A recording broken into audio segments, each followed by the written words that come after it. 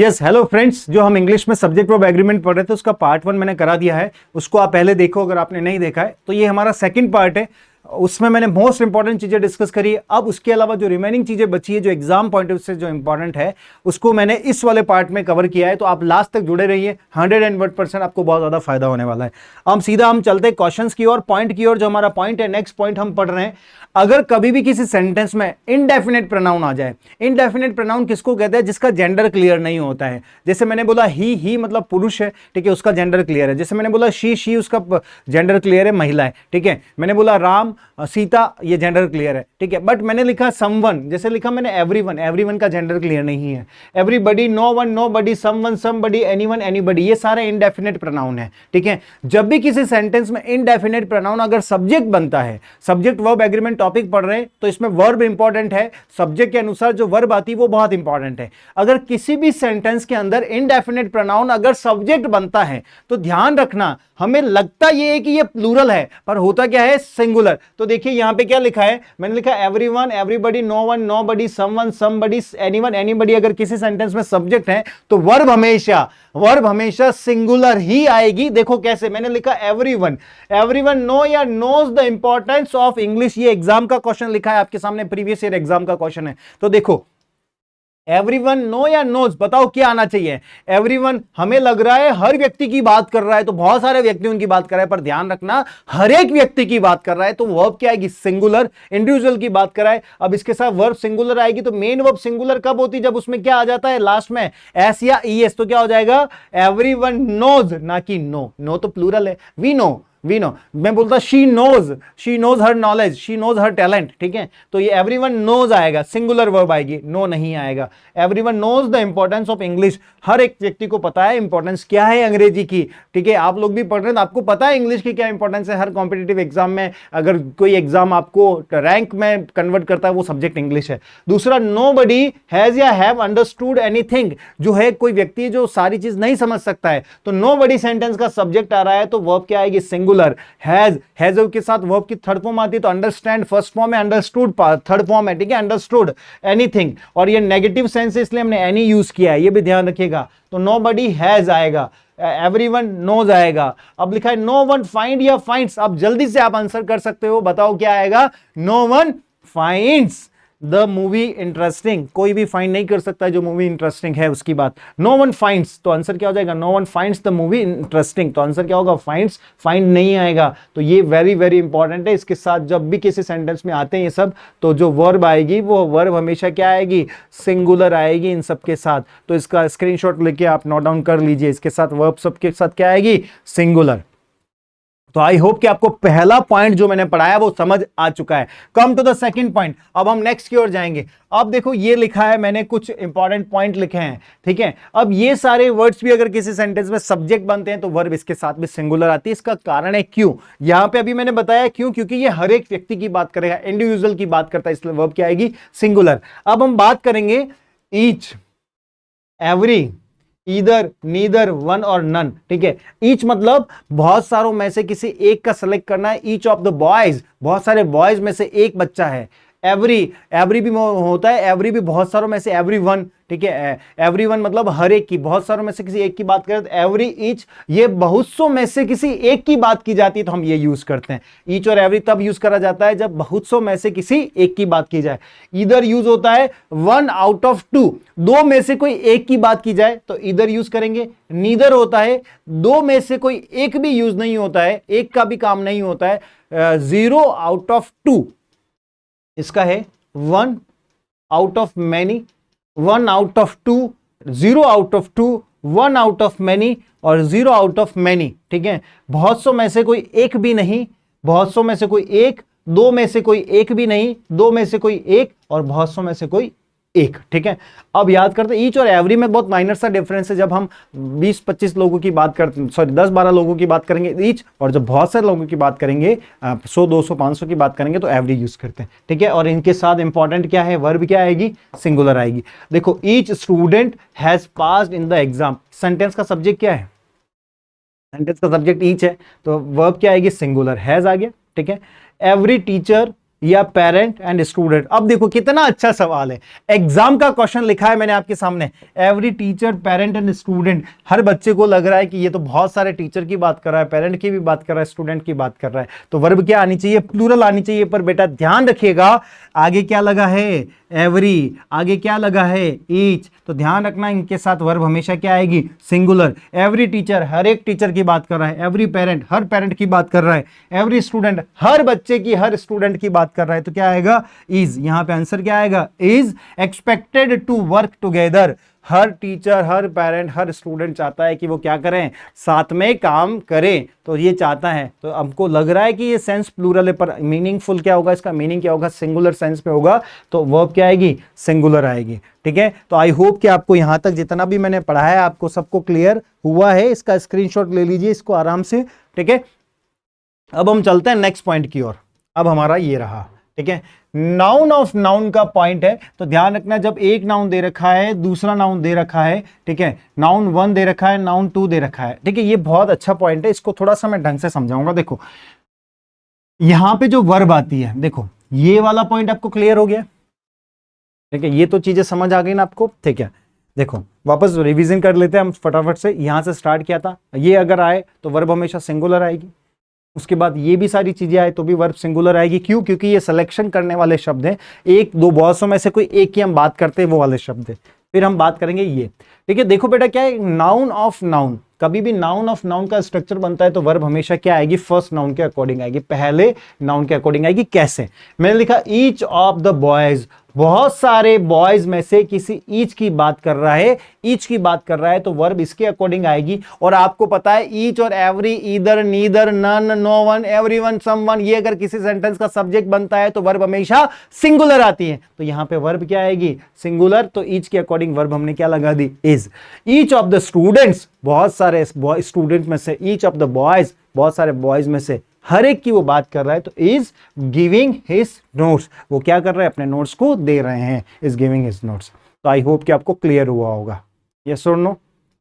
ठीक है, जैसे मैंने एक सेंटेंस और लिखा आपके सामने, मैंने लिखा either of the two boys, इधर दो के लिए यूज करते हैं, ठीक है, तो मैंने लिखा टू बॉयज में से एक की हम बात कर रहे हैं, either of the two boys, या मैंने लिखा either of the two boys has या हैव पास्ड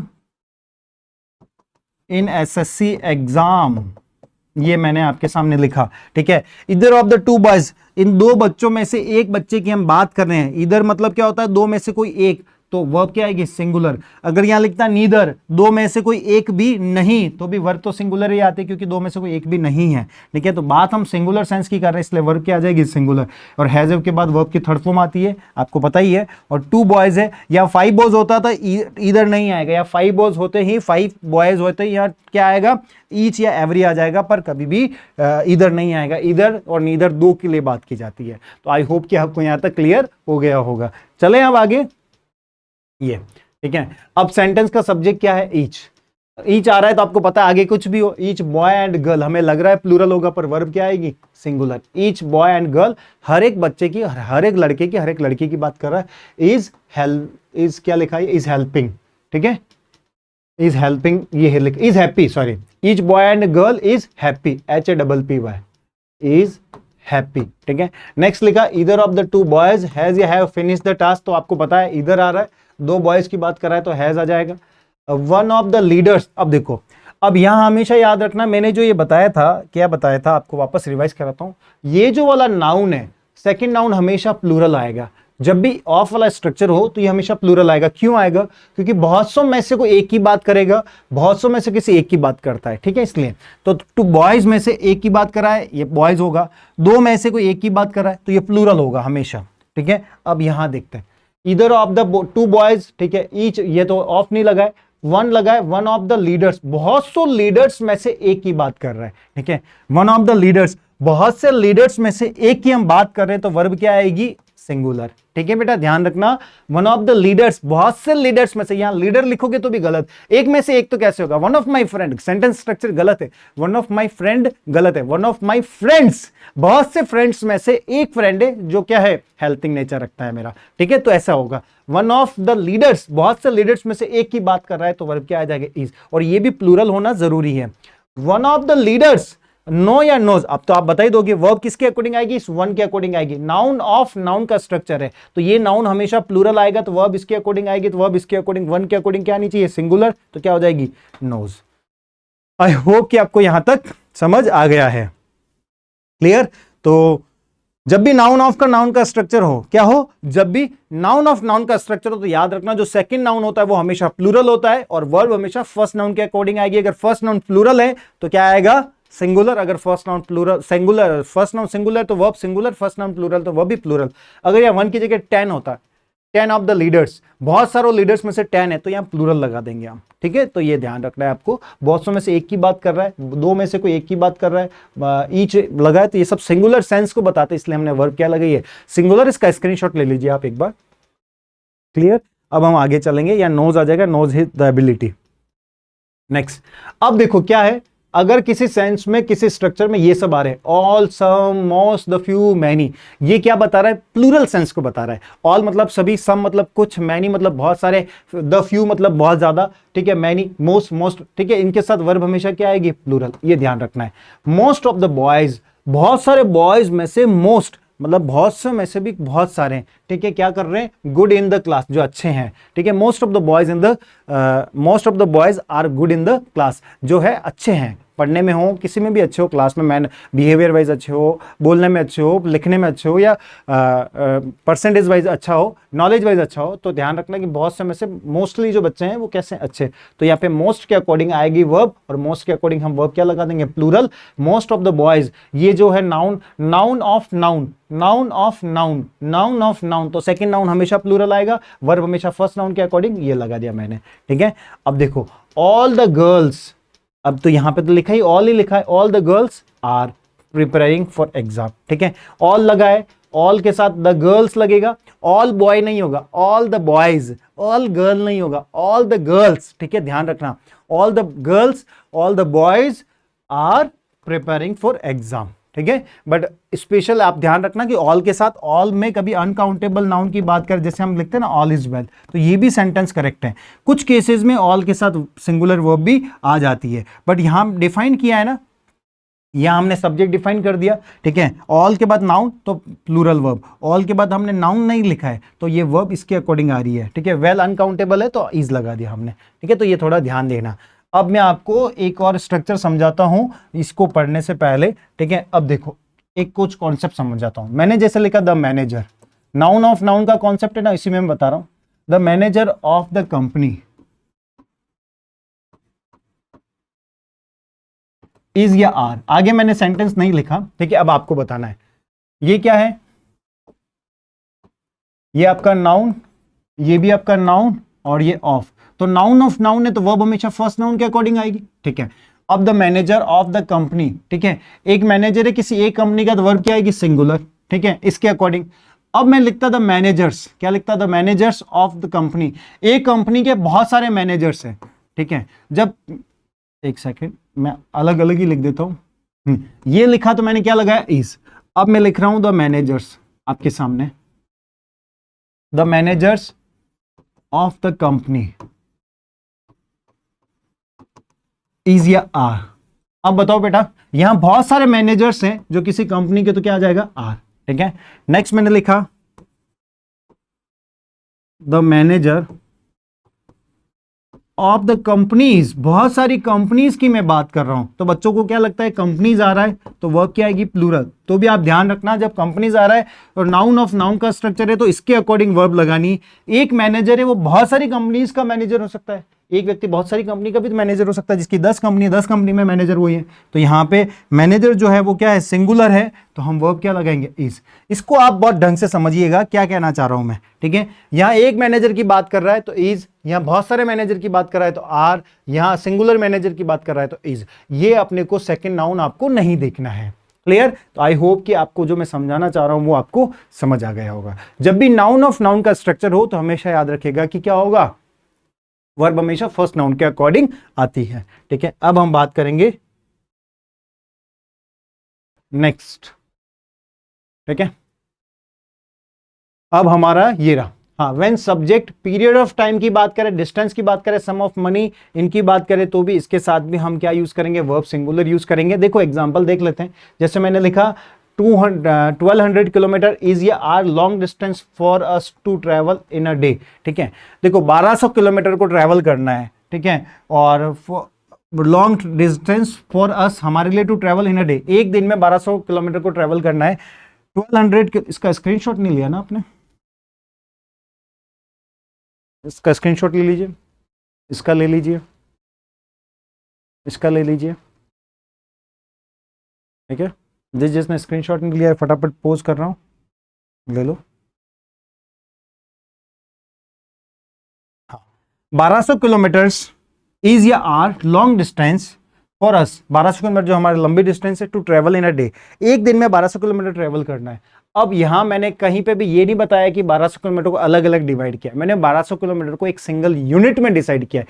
जैसे लेट सपोज, बहुत अच्छे से समझाता हूं, मैंने बोला 12,000 rupees is a handsome amount, 12,000 रुपए क्या है, एक हैंडसम अमाउंट है। मैं क्या बोल रहा हूं, 12,000 रुपीज इन माई पॉकेट, मेरे पॉकेट में 12,000 रुपए पड़े, तो मैं इज लगा रहा हूं, आर नहीं लगा रहा हूं। 12,000 rupees is in my pocket, is in my pocket, मेरे पॉकेट के अंदर है 12,000, तो मैंने आर नहीं लगाया, इज लगाया, क्योंकि उसको मैंने एक यूनिट माना, क्योंकि एक ही पॉकेट में पड़े, एक साथ पड़े, ठीक है, एक यूनिट में पड़े, इसलिए मैंने बोला 12,000 रुपए इज अ हैंडसम अमाउंट, अच्छा अमाउंट है, is in my pocket, is in मेरे एक पॉकेट में पड़े, ठीक है। अब इसमें मैं आर लगाता हूं, 12,000 rupees are spending on various thing, ठीक है, 12,000 रुपए को मैंने अलग अलग चीजों पे स्पेंड किया, तो इस 12,000 को मैंने क्या कर दिया, यूनाइटेड नहीं रखा है, एक साथ नहीं रखा है, उसको तोड़ दिया है, अलग अलग कर दिया है। मैंने क्या करा, 12,000 रुपीज इज डिवाइडेड या डिवाइडेड ऑन वेरियस थिंग, ठीक है, मैंने स्पेंडिंग ऑन वेरियस थिंग, मैंने अलग अलग जगह इसको क्या कर दिया, स्पेंड कर दिया, डिवाइड कर दिया, तो हमने क्या लगाया, आर। तो 12,000 रुपीज आर क्या बोलूंगा, are spending on various thing, तो आर आएगा। 12,000 rupees are divided to the students, 12,000 रुपए स्टूडेंट्स में बांट दिए, डिवाइडेड टू द स्टूडेंट्स, ठीक है, 12,000 स्टूडेंट्स में बांट दिया, तो आर आ रहा है। तो आई होप कि आपको समझ आ गया, जब भी चीजों को यूनाइटेड करके बताया जाता है तो वर्ब सिंगुलर आएगी, जब भी चीजों को डिवाइडेड करके बताया जाता है तो वर्ब प्लूरल आएगी। इस कॉन्सेप्ट को आप जरूर ध्यान रखिएगा। मैंने जैसे बोला 3 kilometer is a long distance to travel on a foot, ठीक है, देखो ऑन फुट यूज करना है, बाय फुट नहीं यूज करते, ध्यान रखना। मैं एक एग्जांपल चलो लिख ही देता हूं आपके सामने, ठीक है, इसको देखो मैंने लिखा 3 किलोमीटर्स, देखो 3 kilometer is a long distance, कैसी लंबी डिस्टेंस है, कि कब लंबी डिस्टेंस है, जब कब 3 kilometer is a long distance to travel करना हो, कैसे, टू ट्रेवल ऑन फुट, जब चल के कवर करना हो, ठीक है, ऑन फुट देखो बाय फुट नहीं होता है, ध्यान रखने का, बहुत बार एग्जाम में पूछता है, ऑन फुट ही होता है, ठीक है, ये भी एक क्वेश्चन पूछने जैसा है। अब यहाँ पे इस क्यों आया सर, 3 की जगह मैं 30 कर देता तो आर आना चाहिए, नहीं, यहां पे मैं क्या बात कर रहा हूं, एक ही डिस्टेंस की बात कर रहा हूं, उसको तोड़ नहीं रहा हूं मैं, उसको अलग अलग नहीं तोड़ रहा हूं, तो हम आर नहीं लगाएंगे, इसको पूरी एक यूनिट मान रहा हूं। 30 kilometer is a long distance, 30 kilometer बहुत ज्यादा डिस्टेंस है to travel on foot, by पैदल चलने के लिए हमारे लिए क्या है, वो लंबी डिस्टेंस है, ज्यादा डिस्टेंस है, तो क्या आएगा, इज आएगा। तो आई होप कि आपको जितना भी मैंने सब्जेक्ट वर्ब एग्रीमेंट के कॉन्सेप्ट बताए आपको समझ आए होंगे। 101% बता रहा हूं कि इसको, इसमें से एग्जाम में क्वेश्चन छपेगा, ठीक है, और दोनों पार्ट है, उन दोनों पार्ट को ढंग से देखिए, नोट्स बना लीजिए, देखिए नोट्स बना लीजिए और उनको रिवाइज करिए, और सीधा इसके बाद आप प्रैक्टिस क्वेश्चन करिए जो प्रीवियस ईयर में आ रखे हैं। तो मैं आपको विश्वास दिला रहा हूं इससे बाहर आपका क्वेश्चन नहीं आएगा। ये हर कॉम्पिटिटिव एग्जाम के लिए इंपॉर्टेंट है, चाहे वो एसएससी हो, बैंक हो, आरएस हो, सीईटी हो, यूपीएससी हो, all kind of thing, all kind of paper, all kind of competitive exams के लिए क्या है, यूजफुल है। Thank you so much, have a great day, आप सभी का दिन बहुत अच्छा हो, और इसी के साथ जुड़े रहें, देखते रहें, पढ़ते रहें। बहुत बहुत शुभकामनाएं, धन्यवाद आपका बहुत बहुत।